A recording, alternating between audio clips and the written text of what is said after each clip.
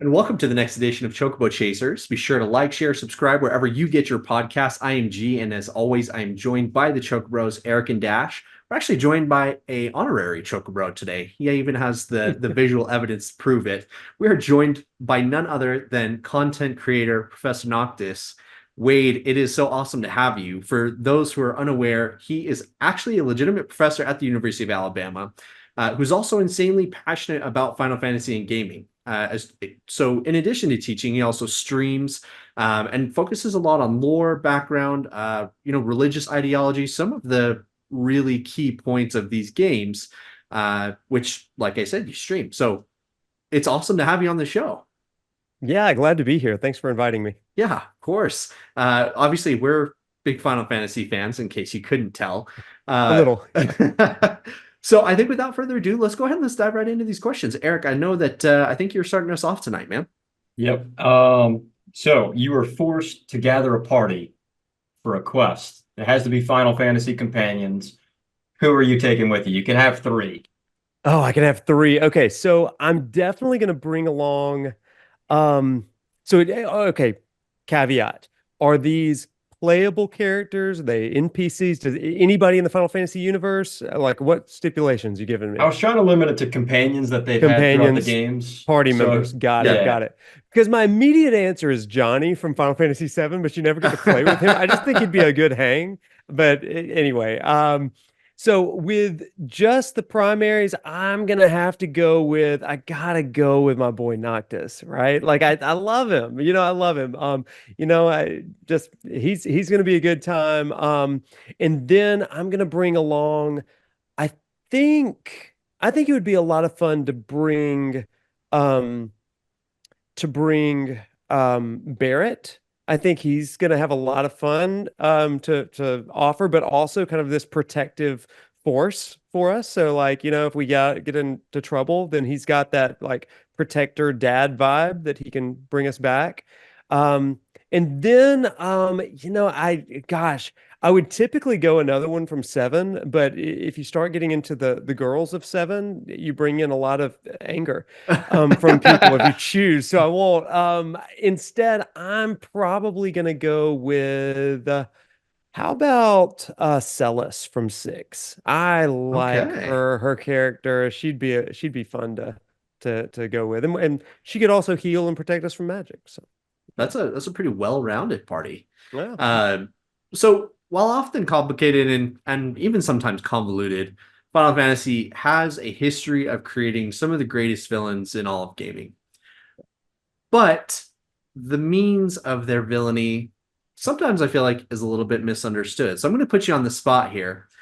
What villain from Final Fantasy fandom do you feel is the most justified in their action or their course? Yikes. Okay, man.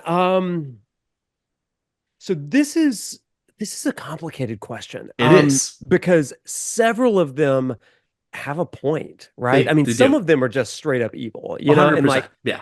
Final Fantasy V evil tree named X Death, like he's just evil. That's his thing. So it's definitely not him. I don't want this to turn into a gushing love of Final Fantasy 15, but Arden's got a point. Okay.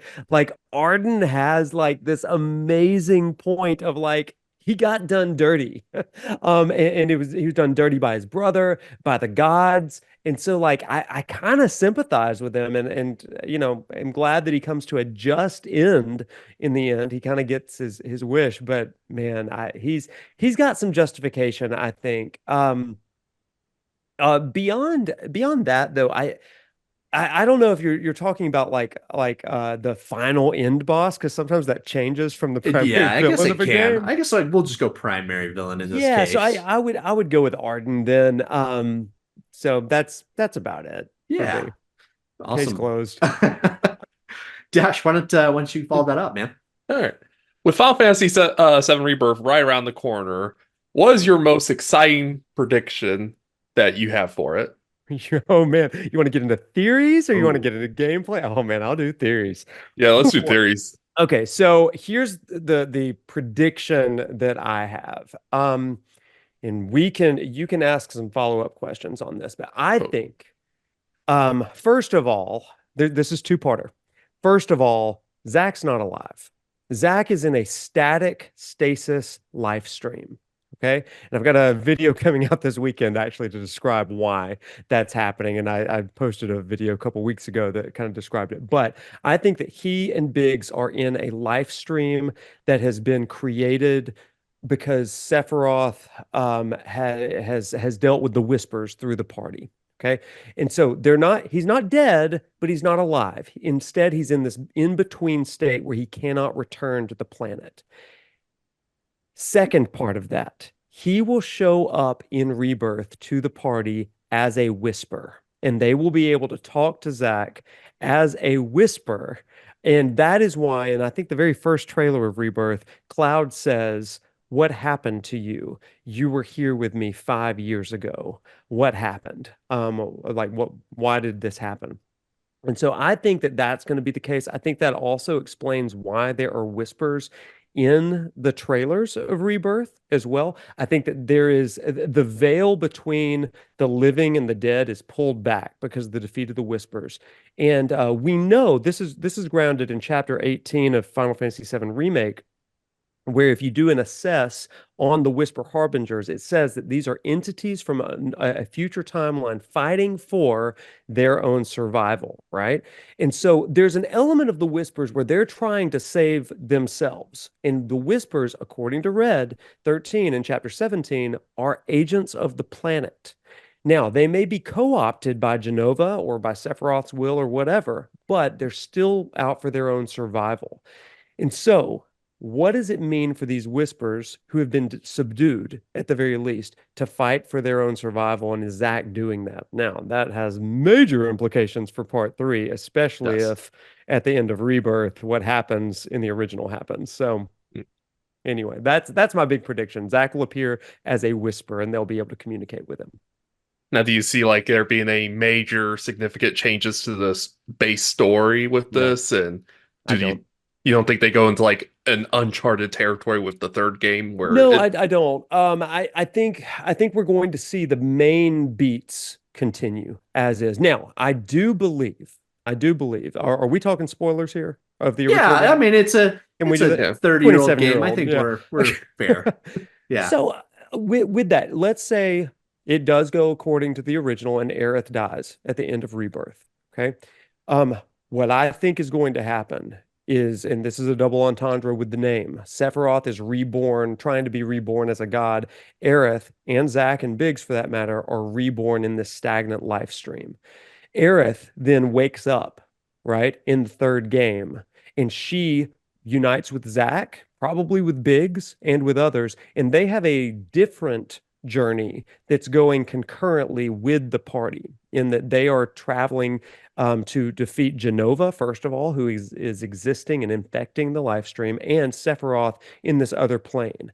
I have this idea rooted in the original game that Sephiroth returns to the he returns to the world basically through resistance of absorption to the life stream when Cloud knocks him in 5 years prior, right? So he's resisting that. And as long as he still exists, or a remnant of him exists within the life stream, he will simply keep coming back. And so Aerith is going to decisively defeat him in the life stream, I believe, in part 3. So I like that. Now that's like way out there. I've seen some pretty crazy theories, like like the whole thing, like with the time stream or the live stream, time doesn't matter. So like the Sephiroth we're seeing in the remake, I've heard, is the Sephiroth from Advent Children.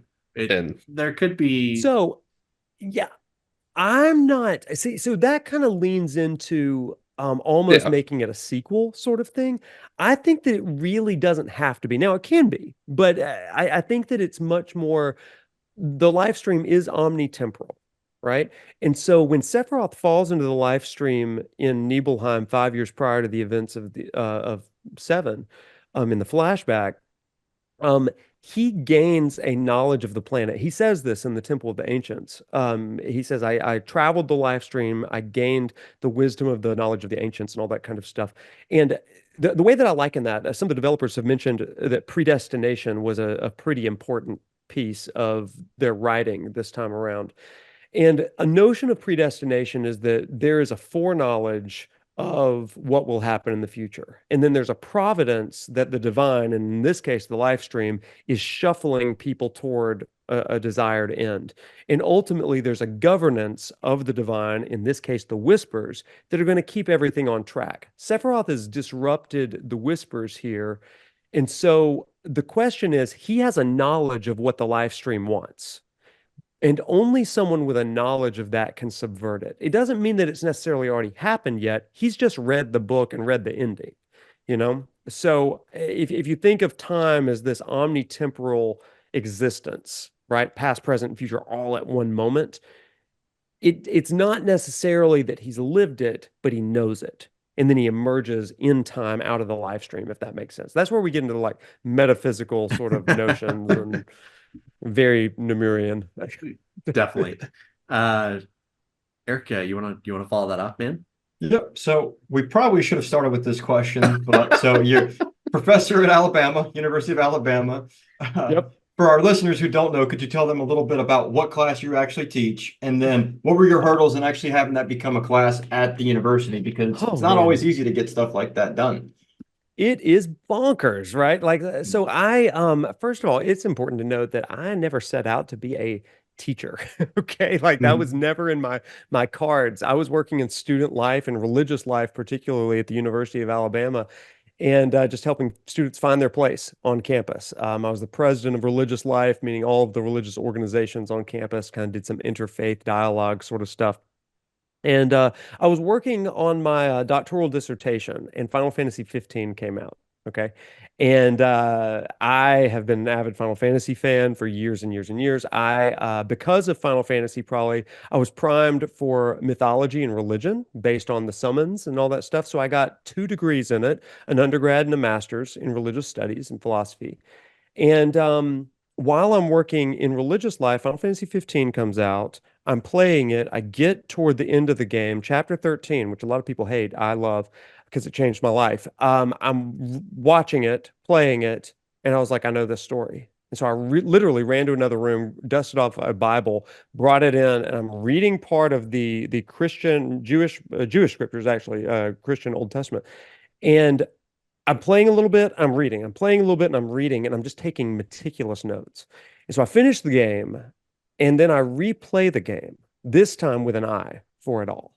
And then I have this idea. I'm like, I think that I can turn this into something. So I did a 4-week, essentially video game book club with a group of different students from religious life organizations on campus. I was like, give me your thoughts. And about that time, I had already been kind of teaching as an adjunct, kind of like a honors year 1 sort of, nothing class or whatever. And they approached me and said, hey, you're doing pretty well. Your student reviews are pretty good. Do you want to teach more?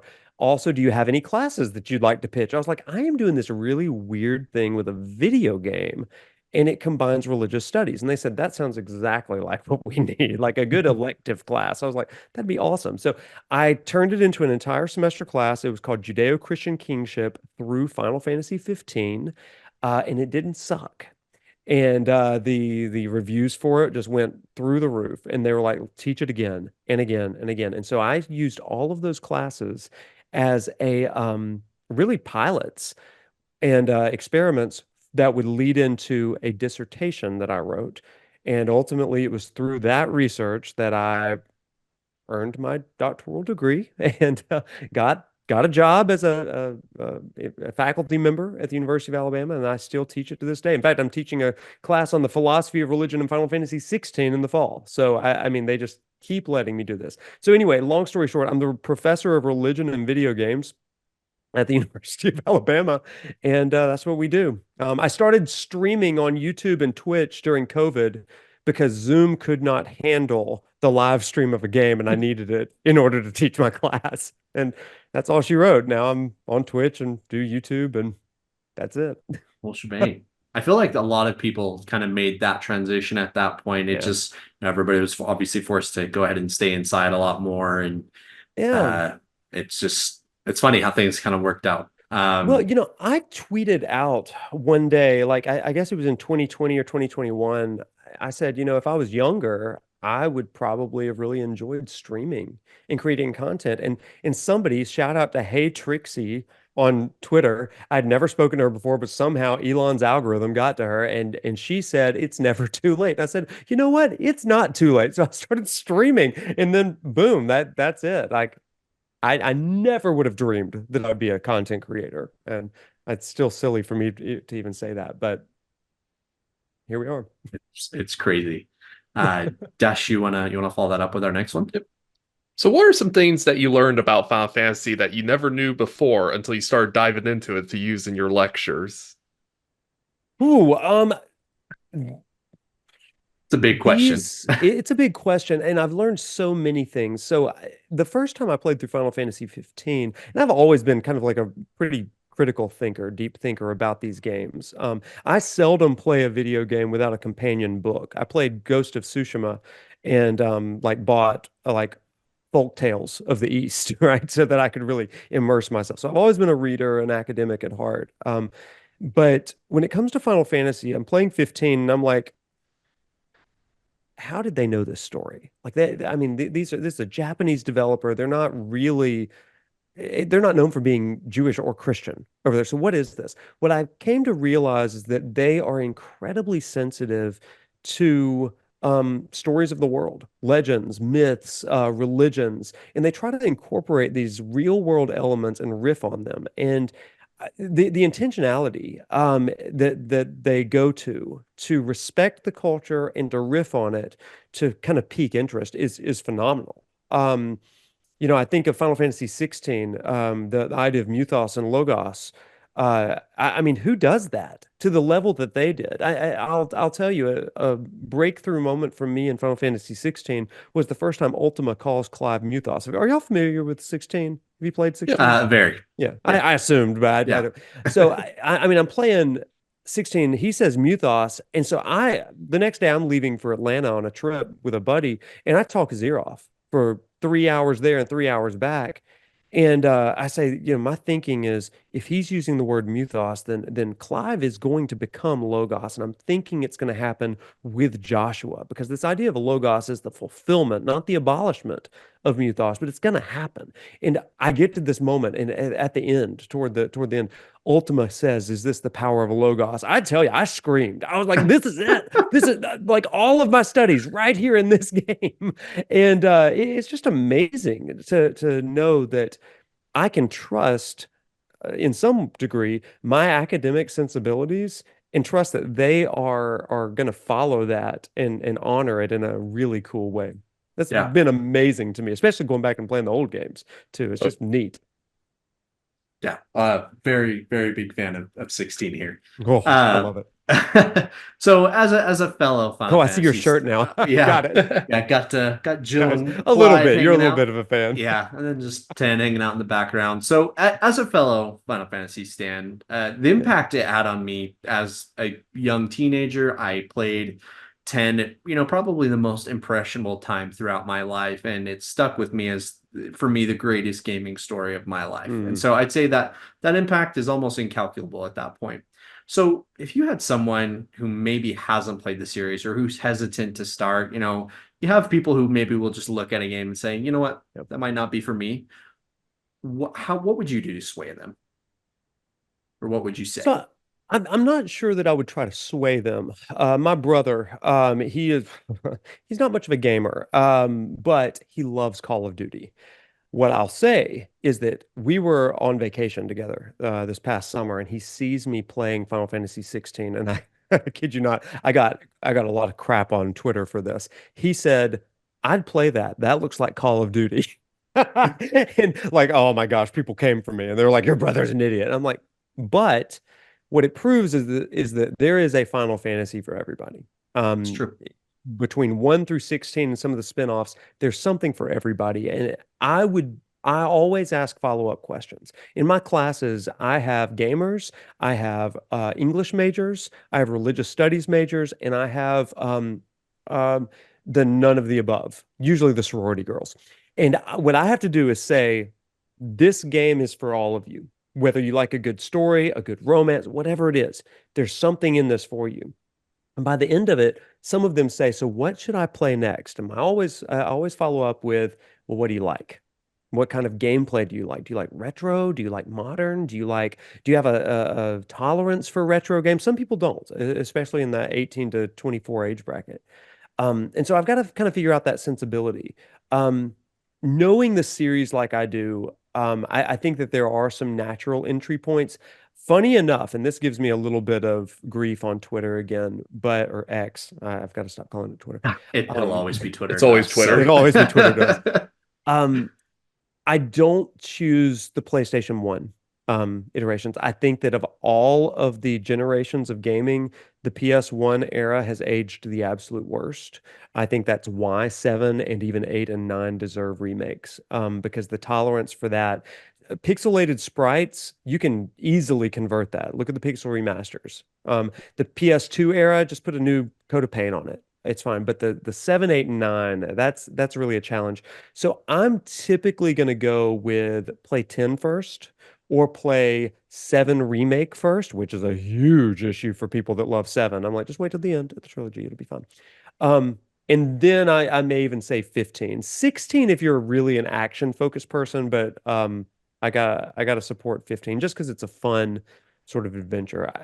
I will say 7 remake and rebirth are probably the best combination of what it means to be Final Fantasy, between a party-based combat, ensemble cast, mini games, levity, some of that inherent goofiness. You don't get the goofiness very much in 16. And I think that 15 doesn't tell a straightforward story, so you're not going to really get that. So I would have to go 7 remake. Long answer, but that's where I would land. I think it's a good one. Yeah. Dash, you follow that up, man. So what is it about Final Fantasy particularly that pulled you in over any other game series that's out there for your work? Sure. It was 1992. I was in second grade, so you can do the math. I'm 40 now, but I like so many kids back then, Friday nights were Blockbuster and pizza night. So my dad took me and my little brother to Blockbuster Video, and we'd always get to pick a game. I had just gotten a Super Nintendo for my birthday that year, and we're looking at new games, and I find Final Fantasy 2, Japanese 4, right? Because we're too dumb to have played 2 and 3, so they just gave us 4. Anyway, I get it. And I come home, and it is a very text-heavy reading-based game. And I'm in second grade. I'm at a second grade-ish reading level. And there are some words that are bigger than second grade. So my dad and I play through the game to the point that we end up buying the game. And I have these fond memories of playing the game with my dad, helping me sound out words, helping me learn about behemoths and Bahamut and Leviathan and all of this stuff. And it piqued my curiosity about mythology. There were stories within that game of redemption. This story of a dark knight becoming a paladin, right? In fact, I've got a painting behind me that I had commissioned of that moment when Cecil becomes a paladin. And that became a formative story for me. And so I became a fan of Final Fantasy because these were stories that meant something. This was not, I love Mario and I'll love Mario and Zelda till the day I die, but Final Fantasy hit me deeply in the heart. And I tried to explain it to friends of mine who weren't into gaming. I was like, this is just as good, if not better, than a good book or a movie or something like that. And now, but because of my dissertation, I can say the reason why. When you're playing a game, it gives you a first person memory imprint on your brain where you actually, because of your agency versus a movie or a book, which creates third person memories, these are first person memories. Like when you're talking to a little kid and it's like, hey, you're playing Mario, how is that? And they'll say, I saved the princess. They don't say Mario saved the princess. But if they're talking about the Avengers, they're going to say Captain America saved the day or whatever. Mario didn't save the princess, I did. And that's just a subtle cue of what is happening in our brains. I think it's one of the coolest things. And so Final Fantasy became that thing for me. When there was a new release, it was an event, and it still is. And the stories, I think that they're all timers. I like what a philosopher named Karen Armstrong says about mythos and logos. She says, myth and mythos are things that may or may not have happened in the past, but the thing that makes it a myth is that in some ways, regardless of that, it happens every day. It's something that is universally true. That's how I feel about Final Fantasy stories. They are universally true, even if we haven't had that same journey. There's something about the human experience that's shared. And I think that that is what sets Final Fantasy apart. There's other human stories, but this one consistently delivers in every entry, I believe. Yeah, even the weakest ones or Even my though, least favorite ones, I still go through and enjoy it, and Mhm. it has that Final Fantasy experience at the end of Yeah. the day. And I love that you brought up Final Fantasy 4 because that's my personal favorite of the 2D era Oh gosh, Final yes. Fantasy games right there. And I also appreciate what you do with your work in bringing video games into the forefront and like academic purposes, because we always see that with music, movies, art, but video games are just as worthy of that as Mhm. any other medium of entertainment, honestly. 100%. Eric coming in with our final question of the night. So you live and breathe Final Fantasy. That's apparent. Clearly. What's your wind down games? You have to have some that you're not streaming, and when you're just like, it's me time. This is what I want to play. What are Oh those? man. So a wind down game. Right now I'm playing Octopath Traveler 2. That one's just for me. Great. I love it. It's just fun. I like grinding with it. I'm playing on the Switch so I can watch, trashy reality TV while I'm grinding levels. Because I mean, that's part of the Octopath series, right? I mean, you got to super level your party. It's true. For those end bosses. But that's a great one for me. I love Final Fantasy 14 is just a good one, even though it's Final Fantasy. Like that's still just a world to kind of live in. What's also kind of fun is like I do love a good first person shooter. I like Call of Duty, man. Like I know the grief that people give it, but I just love it. So those sort of things. Story-driven games, that's not my wind down. That's like winding up, you know. My brain is firing on that, but sometimes it's fun to just beat up your friends in Mario Party and steal their stars. And that's the kind of stuff I love.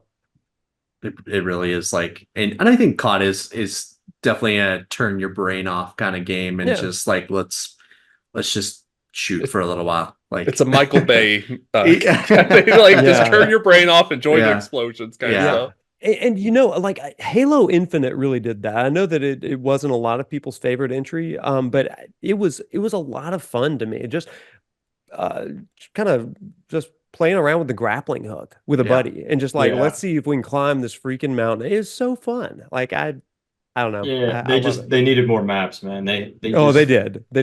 and that's what killed them. Yeah. It sucks because it wasn't ready when it came out, and they even had to delay it, what, a year and a half? Yeah. Well, I didn't start playing until they offered co-op Okay. campaign.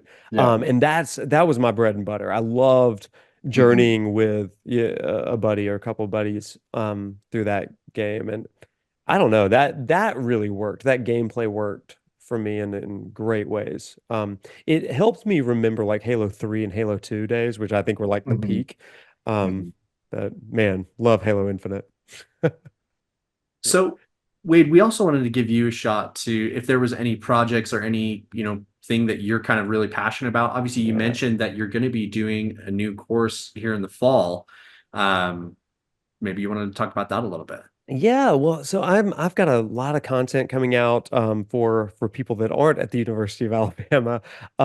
So on YouTube and on Twitch, I stream and create videos. There's really three pillars of content that I make over on YouTube.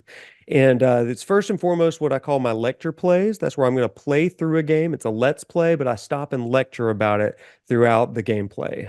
So I just finished up a 7 remake lecture play series, and I am starting my Final Fantasy 15 lecture play series this week. I don't know when this airs, but it's one of those things that I do every semester, but this is the definitive version. It's going on YouTube. My class is participating as well as my normal community and stuff online. So that's going to be a really fun time.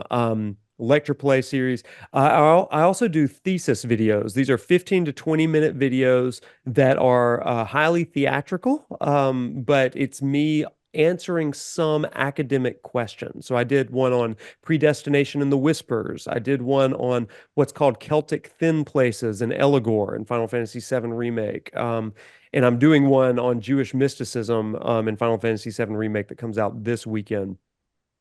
So I do thesis videos, and then finally I do what's called New Game Chronicles. And my first New Game Chronicle is going to be Final Fantasy VII Rebirth. It's going to be a let's play chapter by chapter, but I'm going to give my immediate reactions. It's not going to be live. It's going to be pre-recorded. I'm going to give immediate reactions chapter by chapter, kind of chronicling my thought process. Because I know people kind of want to hear what I'm thinking about immediately. What books, what literature, what religious references am I picking up on? So those are my 3 pieces. Awesome. And we'll definitely be sure to go ahead and make sure we're linking your socials so that people know where to catch you, and they can sub and make sure that they're following your content. Final Fantasy VII Rebirth is out February 29th, which is coming up so fast. That is next week. Cannot believe it. I just finished my Final Fantasy VII Rebirth playthrough again, Oh my so goodness. just before this, so Yeah. I'm ready. Awesome. So ready. Time to do the Yuffie integrate as well. I am working on that right now, but I just did like the whole final boss fight against Sephiroth and all that. So Awesome. Yeah. I just beat Vice the other night for the first time. And I was like, oh That's a boy. rough fight. I put it off for like 2 years, right? But I finally nailed it. I was like, yes, I'm ready now. Awesome. Well, Wade, I think I speak for all of us. This has been an absolute pleasure. We have had an absolute blast talking Final Fantasy with you, and we all can't wait to play Final Fantasy VII Rebirth. Obviously, it's going to be coming out here in the next week and a half or so. But yeah, like I said, we'll be sure to go ahead and link Wade's socials so that you can make sure you're following ProfNoctis, keeping up on his lectures, keeping up on his Let's Plays. And if you're in the Alabama area, maybe look at taking one of his courses. I know I'm in Utah, so if I was there, that's definitely what I'd be doing. But don't they have at the online very courses least- now? yeah, do you guys have online courses? Because We do, but this is not one of them, oddly enough, even though I do lectures online. Go figure. Or just walk in. He's all right. Yeah, He'll take some spare students. yeah, That's exactly it. Just walk in. We'll at least go get some coffee at the very least. there you go. We'll let you know when we're in the area. Come on. But I think that's a perfect place to go ahead and cap this off. Wade, thank you so much. We had an absolute blast, and we will catch everybody next time. Have a good one. See you guys. Thank you. Thanks.